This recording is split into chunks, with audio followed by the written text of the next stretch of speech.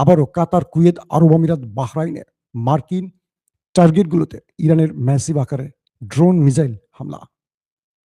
এবং ইরান নতুন করে তার গোপন সেই ভয়ঙ্কর মিসাইল সিজিল দিয়ে দখলদার দেশটিকে নাস্তানুবুদ করে ছেড়েছে। এবং বলা হচ্ছে দখলদার দেশের গুরুত্বপূর্ণ মিলিটারি সেকশনগুলো অনেকগুলো ধ্বংস হয়ে গেছে। পাশাপাশি ইরান নতুন চমক দেখাবে শিগগিরই, বা নতুন সারপ্রাইজ হাজির করবে ইরান। সেটা কি হতে পারে, ইরানের সবচেয়ে বড় সারপ্রাইজ কি, সেটা নিয়ে আলোচনা করতে চাই। চলেন আমরা আপনাদেরকে সংক্ষিপ্ত সময় খবরগুলো দেওয়ার চেষ্টা করছি। ভাই, বাংলাদেশের খবর দেন না কেন? ভাই দেবো ইনশাআল্লাহ। বাংলাদেশের আসলে বড় ফ্রেমের কোনো খবর পাচ্ছি না। ইরান, ইসরায়েল, আমেরিকার মতো গুরুত্বপূর্ণ খবর পেলে বাংলাদেশ সেটা করবো। বাংলাদেশের রাজনীতির খবর তো একটু কুলুষিত ব্যাপার। আপনি যখন নিরপেক্ষ কথা বলবেন আপনাকে গালাগালি শুরু করবে, আপনাকে কোনো পক্ষে বললেও গালাগালি, নিরপেক্ষ বললেও গালাগালি। বাংলাদেশ বিষয়ে কথা বলে আমি সর্বাধিক গালি খাই।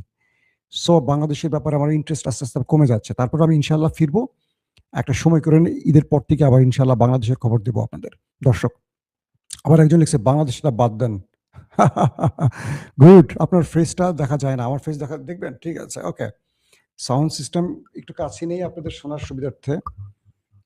ওকে, এখন তো আপনারা ফেস দেখতে পাচ্ছেন না রোজার মধ্যে? জি দর্শক, প্রথমে আসি। ন্যাটো কি? আমেরিকা তার মূল শক্তির যে সামরিক কেন্দ্র তৈরি করেছিল সেটা হলো ন্যাটো। ইউরোপের সাথে আমেরিকার মিশ্রণে একটি সামরিক জোট। আমেরিকা তো ন্যাটোকে বলছে যে তুমি আমার বিপদে আসছো না কেন, আমাকে তো ইরান মেরে তক্তা বানায় ফেলতেছে। দেখো আমার পেছনেরটা দেখো, আগে পেছন দেখো কি করছে। তো বারবার ন্যাটোকে বলার পর, ইউরোপীয় মিত্রদের বলার পর কেউ ট্রাম্পের আহ্বানে আসেনি। এবার ট্রাম্প খেপে গেছেন, খেপে উল্টো ন্যাটোকে হুমকি দিচ্ছেন, তোমাকে আমি দেখে নেব। বুঝতে পারছেন? ট্রাম্প বলছে ন্যাটো আমি তোমাকে দেখে নিব, তুমি আমার বিপদে আসছো না, তোমাকে এবার আমি দেখে নিব। তার মানে আমেরিকা ট্রাম্প বোঝাচ্ছে যে তুমি যখন বিপদে পড়বা আমাকে পাশে পাবা না, অথবা আগামী দিনগুলোতে তোমার দেশের উপর স্যাংশন বা বিভিন্ন রকম বিধিনিষেধ হয়তো আমি জারি করতে পারি। তার মানে যখন ট্রাম্প ন্যাটোকে ধমকি দিচ্ছে তখন বোঝা যাচ্ছে কি ইরান বিজয়ের পথে। একদম সহজ বাক্যে, ইরানকে কাবু করতে পারছে না, দুর্বল করতে পারছে না, তাই ন্যাটোকে থ্রেট দিচ্ছে ডোনাল্ড ট্রাম্প। খুব সহজে বোঝেন, যখন ন্যাটোকে ট্রাম্প ডাকবেন আর ন্যাটো আসবে না, তখন কি বুঝবেন যে আমেরিকা ইসরায়েল মিলে লড়াই করেও ইরানকে দুর্বল করতে না পেরে এখন ন্যাটোকে ডাকছে। তার মানে ধোলাইটা কে খাচ্ছে আর কে দিচ্ছে এটা আপনার কাছে ক্লিয়ার। আসেন 2 নম্বর খবর। কাতার, কুয়েত, বাহরাইন, আরব আমিরাতে ব্যাপক অ্যাটাক করেছে ইরান। মার্কিন বিভিন্ন ঘাঁটিকে টার্গেট করে এই 4টি দেশে বড় রকম ড্রোন এবং মিসাইল অ্যাটাক করা হয়েছে। ইরানের পক্ষ থেকে বলা হয়েছে তারা প্রতিরক্ষা বহু ভেদ করে এই 4টি দেশের মার্কিন স্বার্থ সংশ্লিষ্ট বিভিন্ন দফতর, ঘাঁটি, অফিস, বেজ টার্গেট করে হিট করেছে। কিছু ভিডিওতে দেখা গেছে এই 4টা দেশের মার্কিন ঘাঁটি থেকে আগুন দাউ দাউ করে জ্বলছে। তার মানে আমেরিকাকে এখনো খুঁজে খুঁজে তাড়া করে ইরান ধোলাই চালাচ্ছে। এবং আরব আমিরাতের উপর একটু বেশি অ্যাগ্রেসিভ অ্যাটাক চলছে, কারণ আরব আমিরাতের বিরুদ্ধে ইরান অভিযোগ তুলেছে যে খার্ক দ্বীপে যে আক্রমণটা হয়েছে এটা আরব আমিরাতের ঘাঁটি ব্যবহার করে করা হয়েছে, এবং আরবের মধ্যে সর্বাধিক আরব আমিরাতের ঘাঁটি আমেরিকা বেশি ব্যবহার করেছে।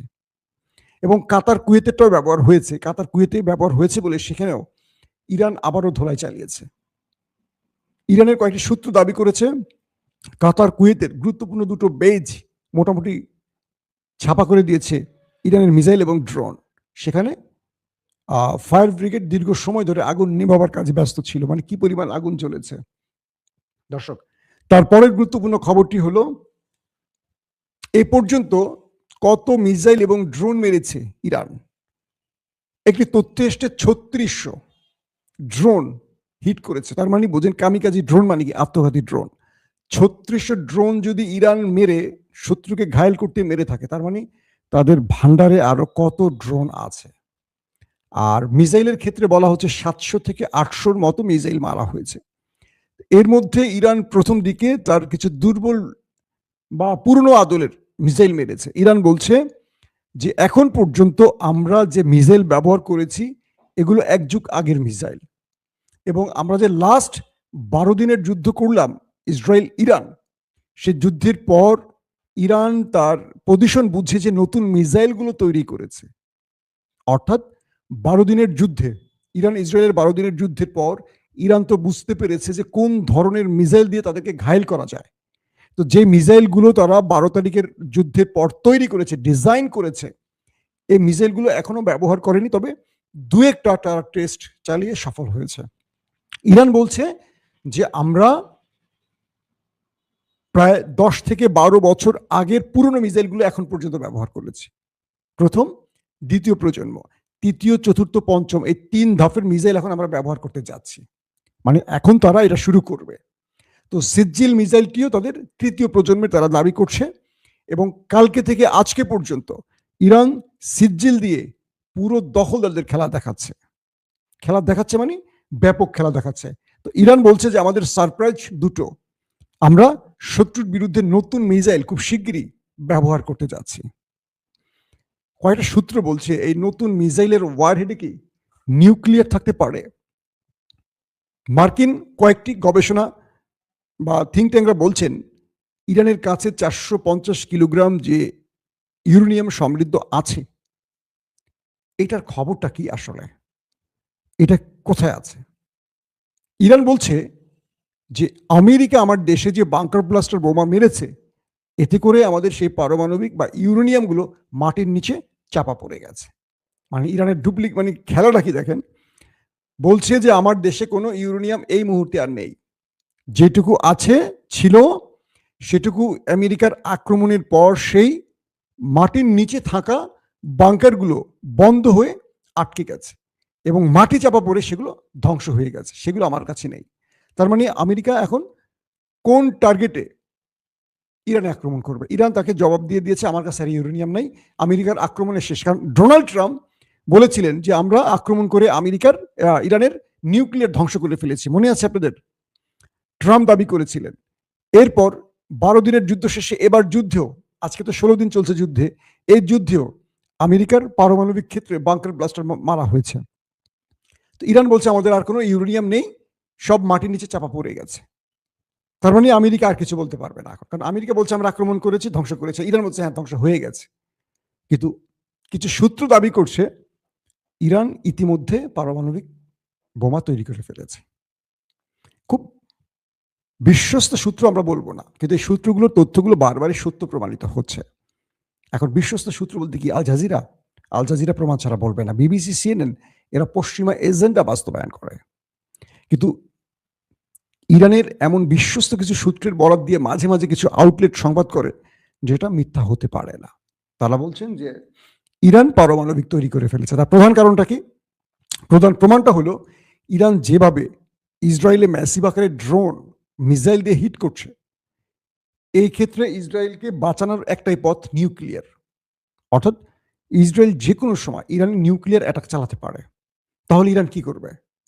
ইরানের হাতে দুটো অপশন তৈরি করে রেখেছে ইরান। এক, ইরানের কাছে এমন মিসাইল আছে যেটাতে নিউক্লিয়ার ওয়ারহেড সিস্টেম তৈরি করা আছে। অর্থাৎ ইরান এমন মিসাইল মারতে পারে সেখানে নিউক্লিয়ার ওয়ারহেড আছে, পারমাণবিক ওয়ারহেড। নাম্বার 2, অথবা ইরান পারমাণবিক বোমা তৈরি করে ফেলেছে, সংখ্যায় কম হতে পারে, 20টা, 25টা, 30টা হতে পারে। কারণ যে দেশটার সাথে লড়াই করবে নেতা কাকুর দেশ, আপনারা তার ম্যাপটা দেখছেন কতটুকু একটা দেশ। তো এই দেশটা তো 10টা 15টা লাগে না নিউক্লিয়ার। ইরান তো আমেরিকার সাথে বা রাশিয়ার সাথে লড়বে না, বিশাল দেশ, অনেক প্রদেশ, অনেক অঙ্গরাজ্য, এরকম তা না। দখলদারদের দেশটা ছোট, আয়তনে খুবই ছোট, মানুষও প্রায় 1,20,00,000 এরকম। তো এখন যদি ইরান 10টা বানায়, 10টাই এনাফ। পাকিস্তান যে বানাইছে, পাকিস্তানের একটাই এনাফ। এক্ষেত্রে ইরানের কিছু সূত্র বলছে যে তাদের যে সারপ্রাইজ কথা বলা হচ্ছে এটা হতে পারে নিউক্লিয়ার। অর্থাৎ ইরান যেভাবে নেতা কাকুর বাড়িতে ধোলাই চালাচ্ছে, মিসাইল মারছে এবং আমেরিকাকে যে তোয়াক্কা করছে না, আমেরিকাকে বৃদ্ধাঙ্গুল দেখিয়ে তুরুপে তাসের মতো ছুঁড়ে ফেলছে, এতে করে ধারণা করা হচ্ছে ইরানের কাছে এমন কিছু আছে যেটা ইরান তার ফাইনাল রাউন্ডের জন্য জমা রেখেছে। তাহলে সেটা কি হতে পারে? নিউক্লিয়ার।